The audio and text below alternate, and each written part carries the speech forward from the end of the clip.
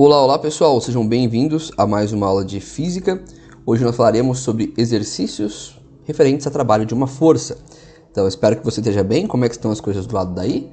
Do lado de cá, graças a Deus, está tudo bem. Então vamos, que hoje nós faremos exercícios de estadual, de Getúlio Vargas, de Instituto Federal e de provas de militar aqui no caso da AMAN, tá bom?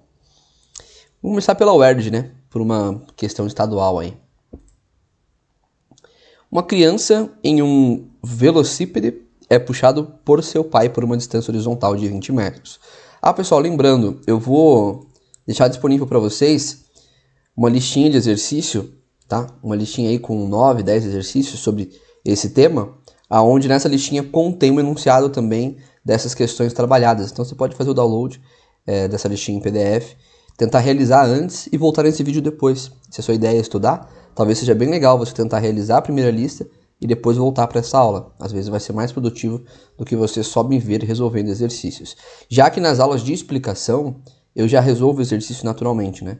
Então, se você voltar nas aulas aí 1, 2, 3, cada uma dessas aulas eu resolvi pelo menos uma questão de exemplo, tá bom? Vamos lá. Uma criança em um velocípede é puxado por seu pai por uma distância horizontal de 20 metros. Sob a ação resultante de uma força constante R. Então, ele tem uma força constante chamada FR aqui, que está na diagonal, né? A gente consegue visualizar ela aqui na diagonal. Bom, a distância que o pai vai puxar a criança é 20 metros. Para mim saber o trabalho realizado, eu preciso saber duas coisas. Eu preciso saber a força aplicada e eu preciso saber o deslocamento que rolou, certo? Então preciso dessas duas informações. Desprezando as forças dissipativas, calcule o trabalho em joules realizado pela força FR quando o conjunto velocidade a criança percorre a distância de 20 metros. Bom, perceba que o deslocamento que nos interessa é o deslocamento em x, certo? Porque quando ele desloca a criança 20 metros, ele não desloca a criança numa diagonal. A criança não desloca-se assim, né? Na diagonal. A criança não está voando com o seu... Eu não chamo isso aqui de velocípede, eu chamo isso aqui de velotrol. Não sei vocês aí, mas em São Paulo, quando eu era criança, eu tinha um velotrol. A gente chamava isso aqui de velotrol. O motivo do nome eu também não sei, tá? Provavelmente esse nome aqui é o nome correto, né? Velocípede. Eu vou chamar de velotrol porque isso aqui é minha infância. Não dá para apagar agora. Bom, de qualquer forma, o que nos interessa aqui então é uma análise horizontal, né? Então eu preciso saber qual é a força que está sendo aplicada na horizontal. Não me interessa muito essa força na diagonal. Então o que eu vou fazer é olhar para o desenho, porque está muito fácil de achar essa força aqui. Ele está me falando que cada quadradinho desse daqui, ó, tem 2 Newton por 2 Newton.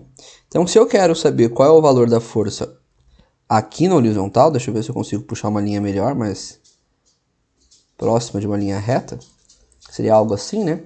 Se eu quiser saber o valor dessa dimensão aqui, dessa intensidade, força resultante em x, né? Eu teria 1, 2, 3, 4 quadradinhos, ó. 1, 2, 3, 4 quadradinhos. Ou seja, se cada um deles vale 2, eu teria aqui 8 newtons de força. Certo? Bom, levando em consideração então que eu tenho a força de 8 newtons e o deslocamento de 20 metros, fica bem fácil eu fazer o cálculo do trabalho, né? Eu vou chegar aqui e vou dizer, olha, trabalho é igual a 8 vezes o deslocamento de 20. Multiplicando 2 por 8 dá 16. Lembrando que eu tinha um zero ali, né? Eu vou ter um trabalho de 160 joules. Pronto. Aqui está a sua resposta final para essa questão. Então já está aí uma questão de trabalho, né, de uma universidade estadual resolvido para vocês.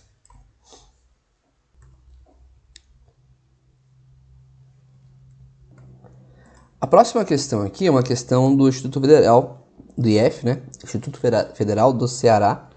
Minha língua está travando hoje, está difícil de falar. O trabalho realizado por uma força constante, que atua em um corpo na direção do seu movimento, é calculado pelo produto entre a força e o deslocamento realizado pelo corpo sob a ação dessa força. Então aqui ele definiu para você o que é trabalho, né? Se a força está a favor do movimento, dizemos que seu trabalho é motor. Se a força está em sentido contrário ao movimento, dizemos que seu trabalho é resistente. Olha que bacana, então ele te explicou, ele te falou tudo que você precisa saber sobre trabalho, basicamente, a base, né? Ele te falou aqui no primeiro parágrafo. No segundo ele te diz, a intensidade da força de atrito que, agindo em um corpo lançado sobre uma superfície horizontal, realiza um trabalho resistente, ou seja, força contrária ao movimento, de 120 joules, fazendo o corpo parar após percorrer uma distância em linha reta de 8 metros em newtons, é igual a... Considere a força de atrito constante ao longo do movimento. Então o que ele quer saber aqui é a intensidade, o valor da força de atrito, tá bom? E esse corpo está sendo lançado sobre uma superfície e está realizando um trabalho resistente de 120 joules. Bom, vamos lá. Se você está fazendo um trabalho resistente, quer dizer que você está indo contrariamente ao deslocamento, tá? Então, se você estivesse se deslocando aqui 8 metros... Deixa eu tentar fazer uma linha melhor aqui. Se estivesse deslocando aqui 8 metros, tá? Para a direita, esse fosse o deslocamento, significa que ao longo desses 8 metros, a força sempre esteve empurrando esse bloco ou esse corpo para a esquerda. Afinal, foi um trabalho resistente, não é isso? Que ele fala aqui, ó, realiza um trabalho resistente de 120 joules. Beleza. Essa força que está realizando esse trabalho resistente é uma força de atrito. Então essa força aqui é o próprio Fat, ó. E aí cabe você a interpretação, né? A intensidade da força de atrito que, agindo em um corpo, realiza um trabalho. Então quem realiza um trabalho? A força de atrito, tá bom? Talvez exista outra força? Talvez exista. Não só talvez, como certamente deve existir, né? Uma força aqui, ó. Vamos ver, né? Beleza. Mas quem me interessa em si é a força de atrito. Se você está num plano horizontal, a gente tem algumas coisas importantes para definir. Primeiro, que a força de atrito ela tem relação com a força normal. Lembra que força de atrito é Fat é igual a Fn vezes o coeficiente de atrito daquela região? Beleza. O segundo é que a força normal ela tem uma ligação direta com aquilo que nós chamamos de força-peso quando se fala na horizontal. Nós podemos dizer que a força normal e a força-peso são iguais quando você está trabalhando na horizontal. Tudo bem? O trabalho, então, realizado, ele seria igual ao Fat, que é a força de atrito, vezes o deslocamento. Então, ele seria igual a força vezes o deslocamento. Aqui no nosso caso, a força seria Fat, porque nós estamos calculando o trabalho realizado pela Fat, tá? Preste bem atenção que o trabalho ele pode ser realizado por qualquer força. Pode ser o trabalho realizado por uma força elástica, por uma força de atrito, por uma força-peso, trabalho realizado por uma força normal, tá? Então, nesse caso, nós estamos analisando para uma força de atrito, mas você pode analisar o trabalho realizado para qualquer tipo de força. Beleza? Agora, olha que questãozinha baba, né, gente? Por mais que você pudesse interpretar aqui e trocar o Fat por força normal, por força-peso e tanta coisa, né? Você não precisaria de nada disso, já que o que o exercício te pede é só o valor do Fat. E ele te dá esses dois valores, ó. Ele te dá o valor do trabalho e te dá também o valor do deslocamento. Ele fala assim, ó, o trabalho realizado por ela foi resistente e foi igual a 120 joules. Ó o valorzinho dele aqui. Então, a força de atrito, que eu vou chamar só de F aqui, percorreu aqui uma linha reta 8 metros. Então, nós temos também o deslocamento de 8 metros. Então, essa força, que no caso é o atrito, seria dada por essa expressão. Eu poderia pegar esse valor de 8, que está multiplicando, e passar para cá dividindo, e pronto. Então, 120 dividido por 8 é igual a F. Beleza? Então, 120 dividido por 8 é igual a F. Ah, mas quanto que é 120 dividido por 8? Pessoal, eu sei que eu demoro um pouco para escrever, né? Porque eu uso o mouse, eu não tenho uma mesa digital ou uma tecnologia mais avançada. Então é um pouco difícil às vezes escrever com o mouse. Então tenha um pouquinho de paciência comigo, tá? Aqui, ó, 12 por 8 dá 1, né? Isso sobraria 4, desceria o 0. E aí 40 dividido por 8 daria 5, né? Então isso aqui daria 15 newtons. Então a força de atrito, ela é equivalente a 15 newtons. Pronto. Questão de Instituto Federal resolvido, né? Então resolvemos uma de estadual, agora de um Instituto Federal. Pessoal, os institutos federais, eles são basicamente faculdades federais, tá? Por que não é uma universidade federal? Porque o Instituto Federal, geralmente ele tem uma quantidade de cursos menor do que uma universidade, beleza? Mas os IFs aí, eles têm estruturas muito boas, são estruturas excelentes e professores fantásticos, tá?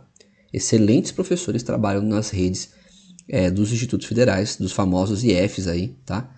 Então eu super recomendo que você, se puder adentrar num IF da vida, que você entre, porque realmente você vai estar numa estrutura muito boa, beleza? Uma outra diferença dos IFs para as universidades federais é que o IF ele vem geralmente para suprir um déficit de educacional. Então você vai encontrar bastante IF em cidades menores, em cidades do interior. Porque geralmente as universidades elas vão para cidades grandes, né? Então você vai para São Paulo, você vai para Curitiba, você vai para Goiânia, você tem grandes universidades. Agora, quando você fala em cidadezinhas do interior desses mesmos estados, Paraná, São Paulo, Goiás, por exemplo, você não tem muitas faculdades boas, né? Então, o que o IF faz? Ele vem para suprir isso daí. Então, por exemplo, em Goiás você vai encontrar o IF em Anápolis, que é uma cidade um pouco menor. Você vai encontrar, acho que em Ceres, se eu não me engano, um IF. Agora, se você vai para o Paraná, por exemplo, você vai encontrar em Jacarezinho, um Instituto Federal. Se você vai para São Paulo, você vai encontrar em Caraguá um IF. Então, são institutos federais em cidades do interior, onde você tem, então, geralmente um déficit educacional, você não tem grandes faculdades federais ou estaduais por perto, mas você tem o IF, que é um instituto federal muito bom, e por mais que ele seja menor do que uma universidade, ele vai atender muito bem a demanda daquela região ali, tá? SpaceX, bom, agora a gente está falando de AMAN, né? Estamos falando de uma prova militar, então nós vamos para um nível um pouco mais elevado aí, né, gente? Por mais que nível estadual e federal já seja um nível relativamente alto de provas, geralmente as militares pegam um pouco mais pesado. Por que eles pegam um pouco mais pesado? Porque eles têm uma quantidade de vagas muito menor e uma concorrência muito maior. Então eles têm que pegar mais pesado para que eles consigam realmente ser justo e ter bastante variação. Como assim, professor? Quanto mais difícil a prova, menor são as pontuações. Então mais variação na pontuação você tem. Se eu tenho uma prova com questões muito fáceis, provavelmente eu vou ter muitas notas boas. E aí eu vou ficar fazendo desempate através de idade, através de outros tipos de fator, né? Que não seja realmente a qualidade da nota. E geralmente as provas militares elas querem evitar esses desempates. Elas querem realmente que os alunos sejam analisados pela nota deles em si. Bom, no plano inclinado, um bloco homogêneo encontra-se sob a ação de uma força de intensidade 4 newtons, constante e paralela ao plano, tá bom? Então tá aqui a força, ó. Ela é constante e ela é paralela a esse plano inclinado. O bloco percorre a distância AB, tá? Então essa é a distância que ele está percorrendo, ó, a distância AB, que é de 1,6 metros. Podemos notar aqui, ó, A até B, 1,6 metros. Ao longo do plano com velocidade constante. Desprezando-se o atrito, se a velocidade é constante, gente, você sabe que a força resultante, então, sobre o bloco tem que ser igual a zero, né? Senão a força não é constante, senão a velocidade não é constante. Para que a velocidade seja constante, a força resultante tem que ser igual a zero. Desprezando-se o atrito, então, a massa do bloco e o trabalho realizado pela força-peso, quando o bloco se desloca do ponto A para o ponto B, são respectivamente, tá? O trabalho é realizado pela força peso quando o bloco se desloca do ponto A para o ponto B. Então, se ele quer o trabalho realizado pela força peso, nós temos uma missão aqui, que é encontrar o valor da força-peso. Beleza? Só que a força-peso aqui, ela está decomposta, porque isso é um plano inclinado, né?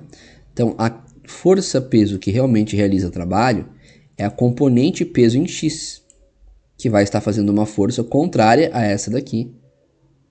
Tá? Então, ela vai estar puxando aqui para a direita, enquanto esta força de 4 newtons estava puxando para a esquerda. E aqui embaixo você teria também a decomposição de FPY. Ok? Você sabe que o FPX, ele é equivalente ao quê? Bom, o FPX, ele é equivalente à força-peso normal, força-peso padrãozinho ali, vezes o seno do ângulo, não é isso? Então, nesse caso aqui seria o seno de 60 graus. Então, essa força-peso em x eu tenho que calcular, porque é ela que me interessa. Então, eu vou ter que calcular o valor da força-peso em x e multiplicar depois pelo deslocamento, porque trabalho em si, ele é força vezes deslocamento. Então, se eu quero calcular o trabalho, eu teria que achar o valor da força vezes o deslocamento. A força é peso, só que quem realiza o trabalho é a força-peso em x, tá? Porque o trabalho aqui está sendo realizado na horizontal. Então, quem vai aplicar realmente vai ser significativo aqui na horizontal é a força que está aqui, ó, na horizontal também, FPX, tá? Não consegui desenhar linhas muito retas aqui. Como eu disse para vocês, utilizar o mouse não é uma coisa muito prática, né? Mas acho que dá para entender a ideia. Então, eu não vou usar nem o FPY, nem o FPX. Eu vou trabalhar aqui... Opa, nem o FPY, nem o FP. Eu vou trabalhar só com a componente FPX. Só que nós temos uma informação importante, que é a informação que nos diz que a velocidade é constante. Porque se a velocidade é constante, a força resultante tem que ser igual a zero. E para a força resultante ser igual a zero, significaria que esta força aqui, Px, ela teria que ser de 4 newtons. Sim ou não? Sim, né? Porque se aqui é 4, aqui também tem que ser 4, para que isso zere e gere, então, uma velocidade constante. Então, na hora de calcular o trabalho, nós poderíamos dizer, então, que o trabalho é igual a 4 vezes o deslocamento de 1,6. Ok? 4 vezes 1,6 dá quanto? 6,4. Só que perceba que essa força ela é contrária ao deslocamento, né? O FPX ele é contrário ao deslocamento. Então a gente vai chamar isso aqui de um trabalho negativo, né? Ele é um trabalho resistente, ele vai contra o movimento. Então o trabalho seria de menos 6,4. Só por essa ideia de trabalho, olha que fácil essa questão, de certa forma. Só pela relação de trabalho, já saberia que a resposta certa é a letra B, já que as outras não batem com o que eu calculei aqui, né? Mas para a gente tirar aquele peso da consciência e descobrir o quanto isso vale, né? Então ele quer o quê? Ele quer a massa do bloco e o trabalho realizado pela força-peso. Bom, agora fica mais fácil, né? Você pode vir aqui e tentar achar o valor do FPX. Então o FPX ele tem que valer 4 newtons. O FPX é o peso vezes o seno de 60. Quanto que é o seno de 60? Está aqui, ó. Seno de 60 é raiz de 3 sobre 2. Então, eu vou colocar aqui a força-peso vezes raiz de 3 sobre 2. Tá? O FPX vale 4. Então, o que eu vou fazer? Vou pegar esse 2 que está dividindo, vou passar multiplicando, ele ficaria igual a 8. E a raiz de 3 que está aqui, está multiplicando, eu vou passar para lá dividindo. Então, ficaria 8 dividido por raiz de 3. Opa, esse 3 aqui ficou bem feio. Deixa eu fazer um 3 melhor. Aí. Isso vai ser igual o próprio FP, que é a força-peso. Só que força-peso é massa vezes gravidade. Certo? Então, se eu quero calcular o valor da gravidade, da massa, desculpa, eu vou pegar esse valor de gravidade, que é 10, que está multiplicando, e vou passar para lá dividindo. Beleza? Então, como é que vai ficar isso daqui? Então, eu vou apagar esse canto aqui, para a gente ter um espaço para escrever. Veja bem. Isso aqui continua sendo 8 Embaixo eu tinha raiz de 3, a gravidade vale 10, passa para cá dividindo, ficaria 10 raiz de 3. E isso vai ser igual à minha massa. Professor, como é que eu faço agora para simplificar esses valores, né? Porque aqui eu tenho 8 e 10, são dois valores muito grandes. Beleza, o que a gente poderia fazer aqui é dividir, né, por 2 isso aqui, dizendo isso aqui, então, transformando isso aqui em 4/5, né? Ó, que beleza. Dividir em cima e embaixo por 2, ficou 4/5. Mas nós temos o problema da raiz de 3 embaixo, que é pior do que esse daqui, né? Geralmente na raiz a gente tem que manter sempre em cima. Então o que eu faço para manter a raiz em cima? Eu multiplico em cima e embaixo pelo valor que você quer, né? Ó, 5 raiz de 3. E multiplico aqui embaixo também por 5 raiz de 3. E aí fica bonito, ó. 4 vezes 5 raiz de 3, quanto que vai dar isso daqui? Então, tenho 4 vezes 5 raiz de 3. Bom, vou precisar de mais espaço. Vou apagar tudo aqui embaixo, ó. Beleza. 4 vezes 5 raiz de 3 vai ficar assim, ó. 20 raiz de 3. Tá? 4 vezes 5, 20. Raiz de 3 mantém-se raiz de 3. Lembrando que esse valor que eu estou calculando é o valor da massa, tá? 5 vezes 5 é 25. Raiz de 3 vezes raiz de 3 dá quanto? A raiz de 3 ao quadrado, que também é conhecido como o próprio 3, né? Porque a raiz cancela com o quadrado, fica só o 3.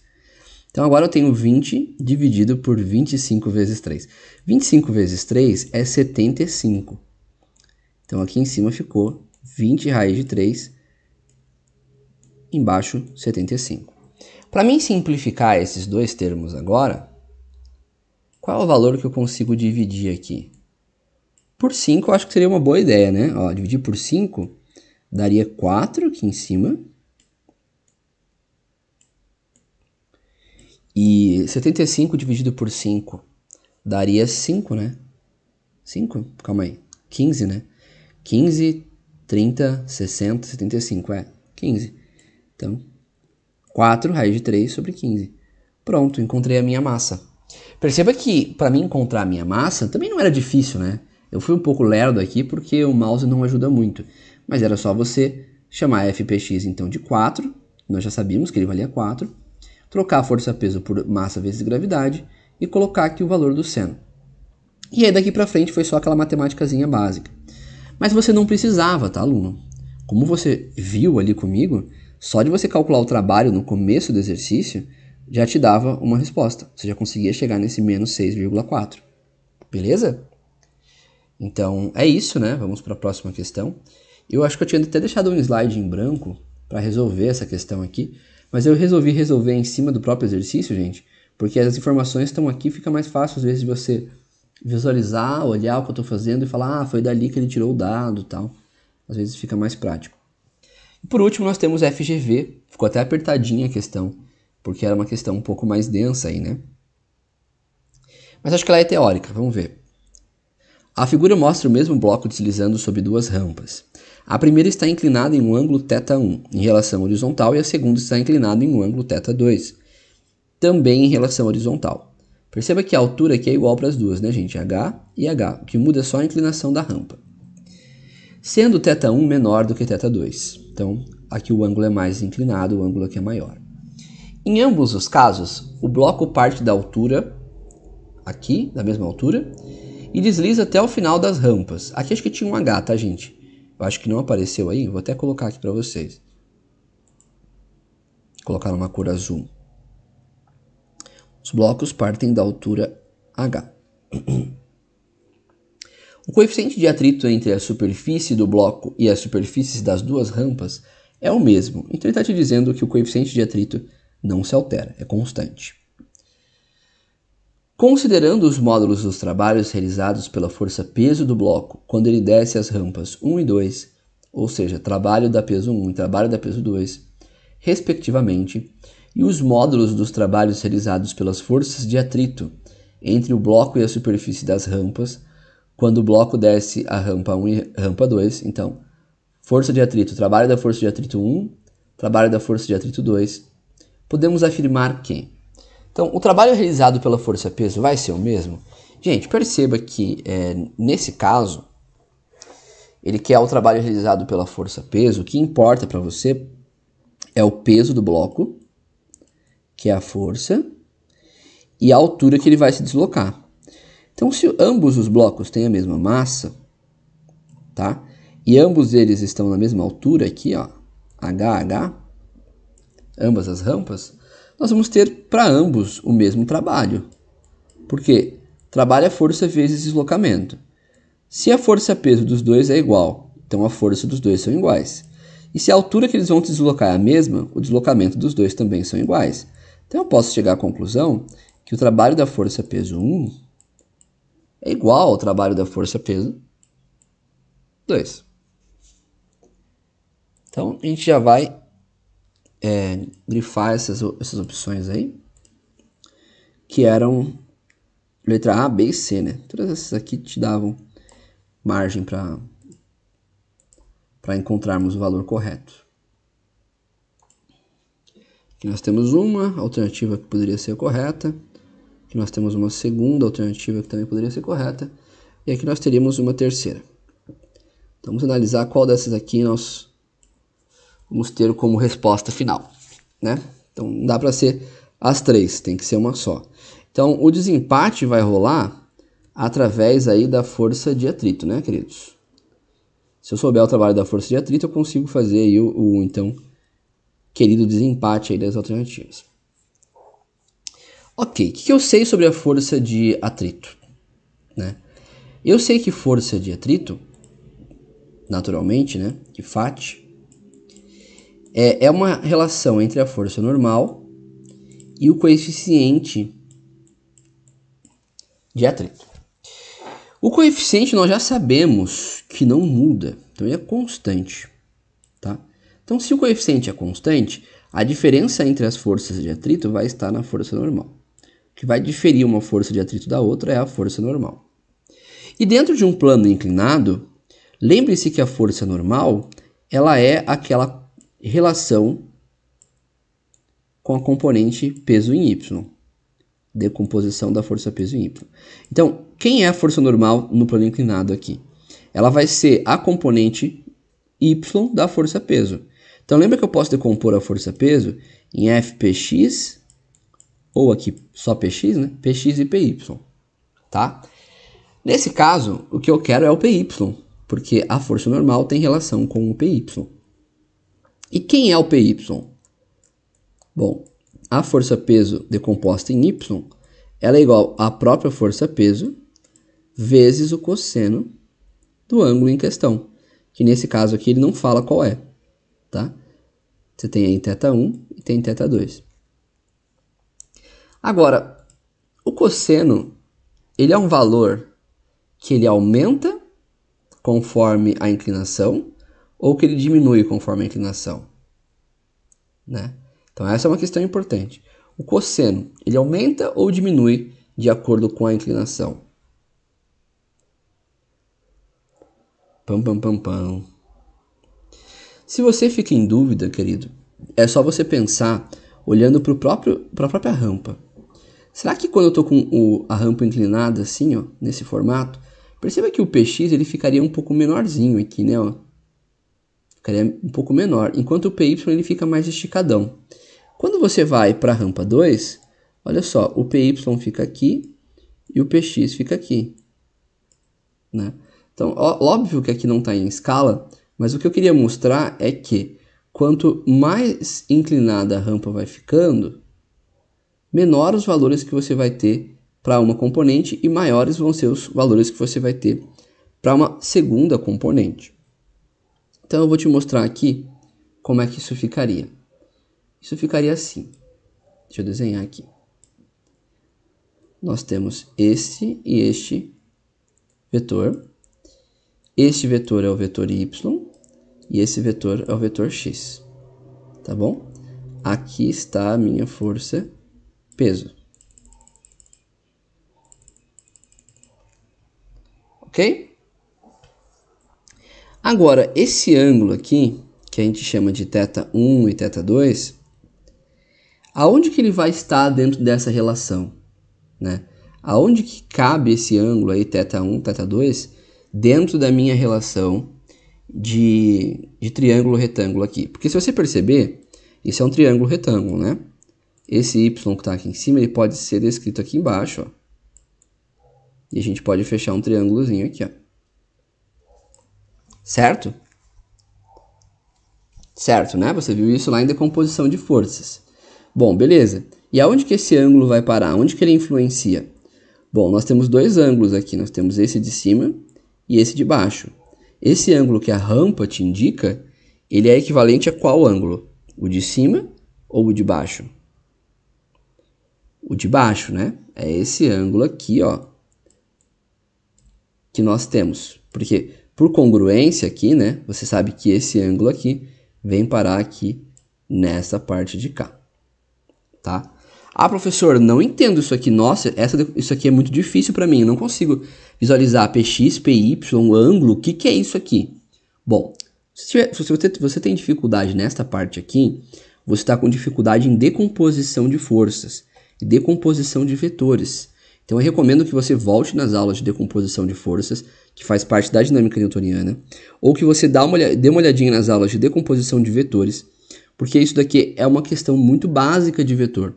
Então você não pode ter mais dúvidas nesse aspecto aqui. Então cola nessas aulas, veja certinho decomposição e depois você volta para cá, tá bom? Porque senão a gente vai estar transformando uma aula de trabalho em apenas uma aula de decomposição de vetores. Então o que nos interessa aqui é que você perceba que quanto maior o ângulo, menor é o valor de cosseno. Quanto maior o ângulo que você tem, menor é o valor do cosseno. Então, quem é o maior ângulo? É o θ1 ou θ2? É o θ2. Então, no θ2, eu teria o maior ângulo, tá? Então, aqui, ó, eu teria o menor ângulo. Se o cosseno é um ângulo de um ângulo menor, né? Quando o ângulo é menor, o cosseno ele acaba sendo maior, tá bom? Então, vamos fazer essa relação para você entender melhor, né? Quanto maior o ângulo, menor o cosseno, e vice-versa. Então, aqui se o ângulo é baixo, o cosseno vai ser alto. Se o cosseno é alto, diretamente o PY também é alto, porque o PY é uma multiplicação do peso vezes o cosseno. Então, se o cosseno aumenta, o PY aumenta. Então, para ângulos baixos, nós temos cossenos altos. Então, para ângulos baixos, eu tenho PYs altos. Para ângulos baixos, eu tenho PY alto, então eu tenho normal alta. E se eu tenho normal alta, eu tenho atrito alto. Então, nesse caso aqui, a força de atrito ela é maior nos pontos 1, né, de trabalhos em 1. Por que são maiores em trabalhos uns? Porque o atrito ele vai estar diretamente ligado a esse ângulo. E quanto menor o ângulo, maior o cosseno. E quanto maior o cosseno, maior o atrito. Então, se as forças de atrito são maiores, você vai ter um trabalho maior. Então, você tem atritos maiores em C, aqui, né? Trabalho A1 é maior do que o A2. E na alternativa A, que diz que trabalho A1 é maior do que o A2. Essas duas alternativas aqui serão iguais para mim, né? Estão iguais? Não estão iguais, não. Essa aqui diz que o trabalho A1 é maior do que o trabalho em A2. E essa que o trabalho em A1 é menor. Então, essa daqui está errada. O trabalho em A1 ele é maior do que o trabalho em A2, já que a força de atrito é maior em A1. Então, a letra A estaria correta, né? Nesse caso aqui, a letra A seria a nossa alternativa final. Existem, gente, outras maneiras de você fazer essa análise, talvez por uma tangente, algo assim, mas eu acho que essa análise aqui era mais fácil, né? Você entender que o φ é igual a Fn vezes μ, o Fn ele tem relação com Py, o μ é constante, não muda, então quem te interessa é o Fn, e então para você calcular o Fn você precisa do Py. E aí você analisando o Py, você descobre que quanto menor o ângulo, maior o cosseno, e quanto maior o cosseno, maior o Py. Portanto, quanto menor o ângulo que eu tiver, menor vai ser a força de atrito que eu vou ter, tá? Então, quanto mais baixinho o ângulo, maior o atrito. Beleza? E é isso, gente. Então, Essa era a resposta da questão da Fundação Getúlio Vargas. E a gente vai encerrando a nossa aula por aqui com 4 questões bem interessantes aí, bem diferenciadas também, né? De 4 grandes instituições. Um grande abraço para vocês, nos vemos na nossa próxima aula. Não esquece de deixar aquele like nesse vídeo e se inscrever nesse canal. Um abraço!